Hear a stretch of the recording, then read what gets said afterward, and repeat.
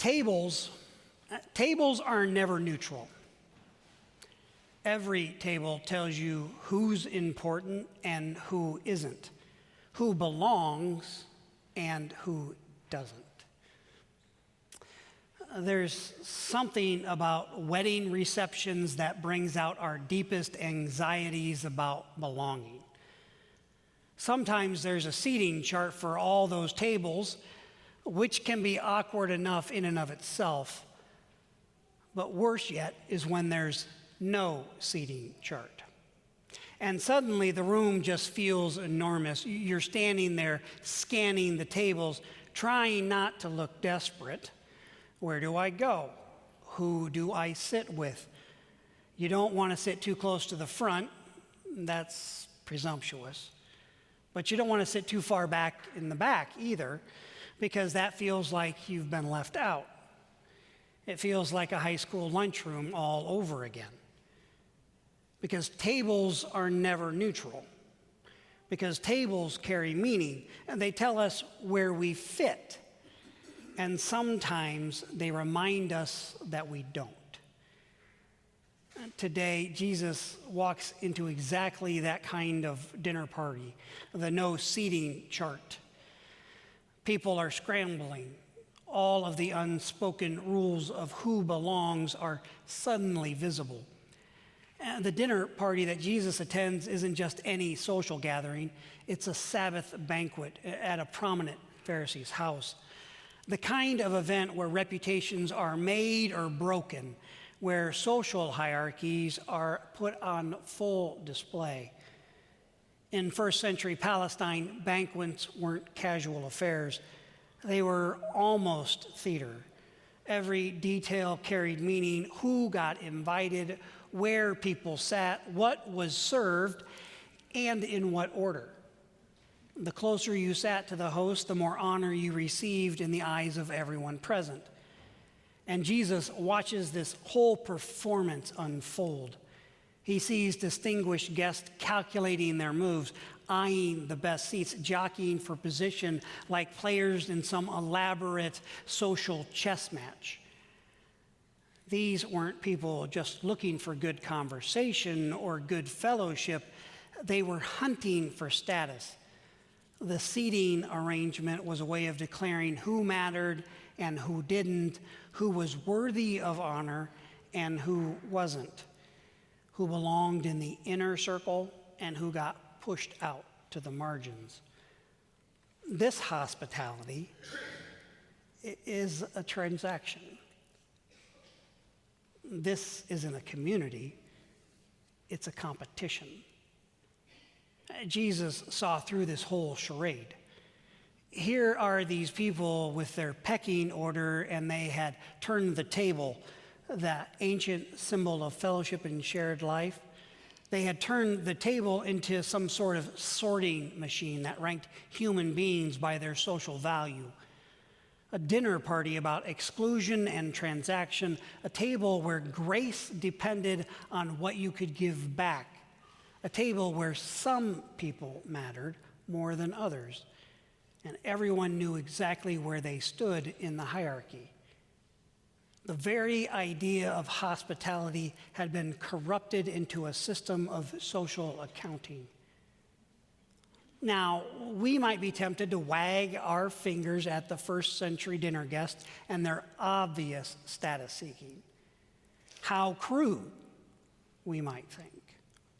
How transparent they're scrambling for honor.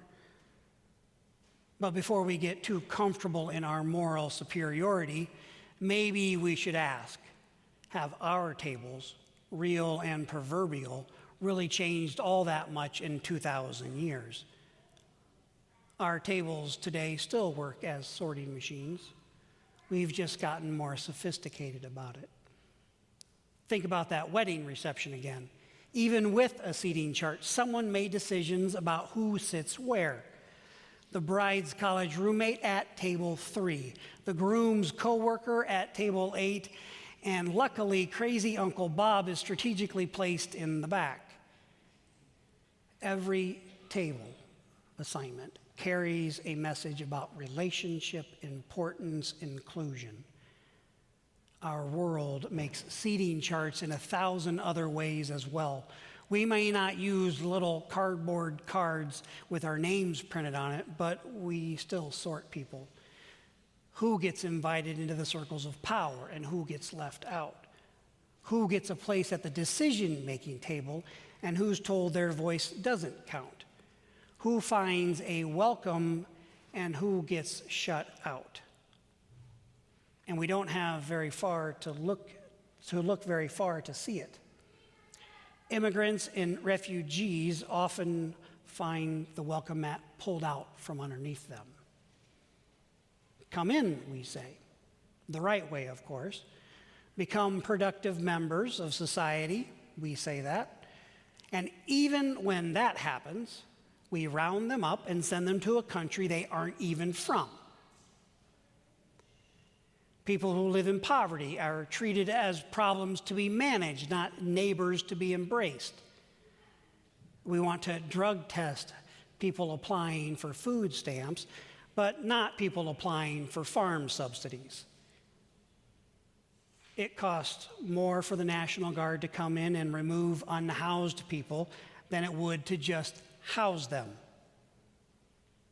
And yet, this is our solution. The elderly and the disabled are too often left out of the picture entirely. Even children sometimes get the message that the table is only for the grown-ups. Exclusion is alive and well. The names have changed, but the game is the same. We've turned hospitality into a marketplace, just like they did. We've just learned to hide it better. Well, maybe. And Jesus looks at these power dynamics, whether it's jockeying for seats at a Pharisee's table or the way we structure our entire society, and he flips the script completely. And he tells them a story. Well, he tells them two stories, really, and both of them flip the script completely.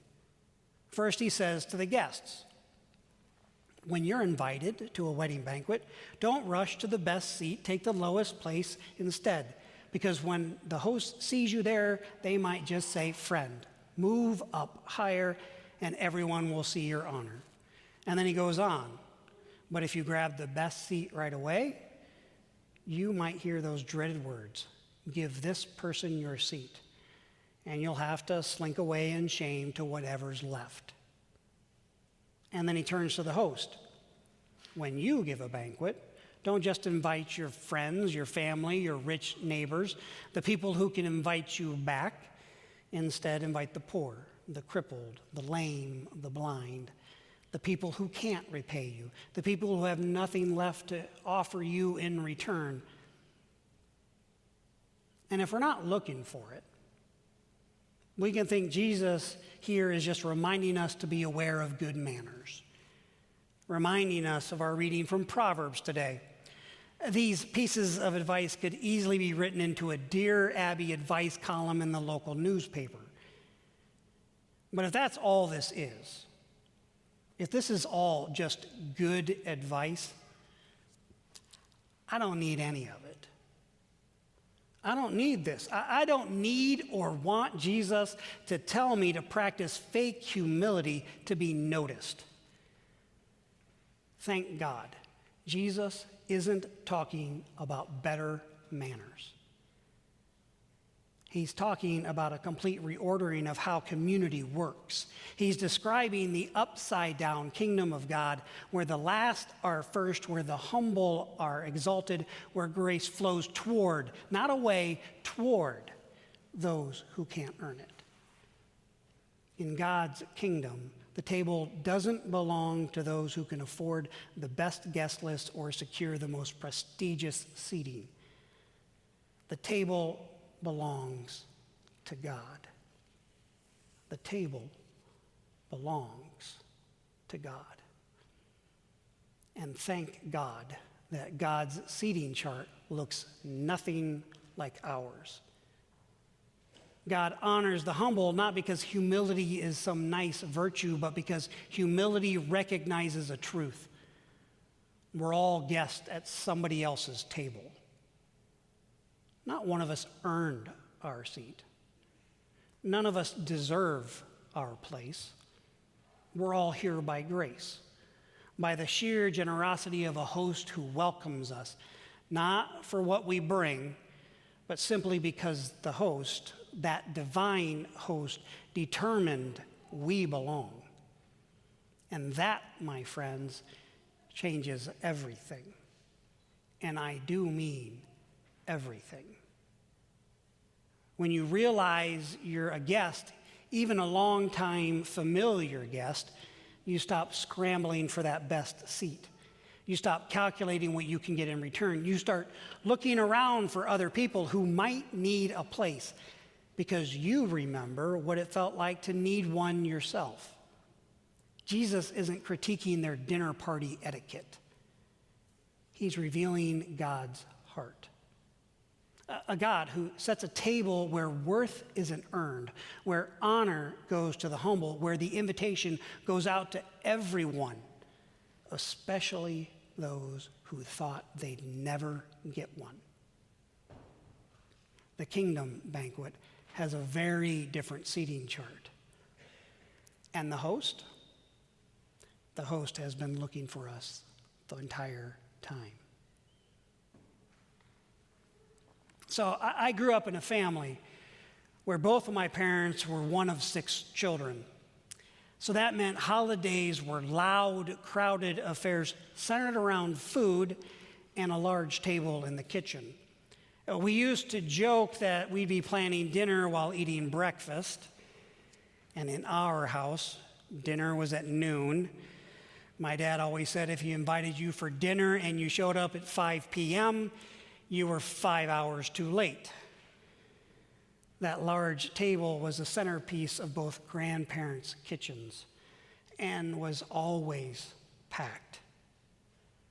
But when it was just my dad's family or maybe 1 or 2 of my aunts and uncles' families, there was always room for everyone at the table. And Grandpa always made sure to have one of us grandchildren sit right next to him. That spot was reserved for a grandkid, and we all thought it was special. And Grandma always made sure she always had a glass of milk for each of the grandkids, and especially if you were sitting next to Grandpa.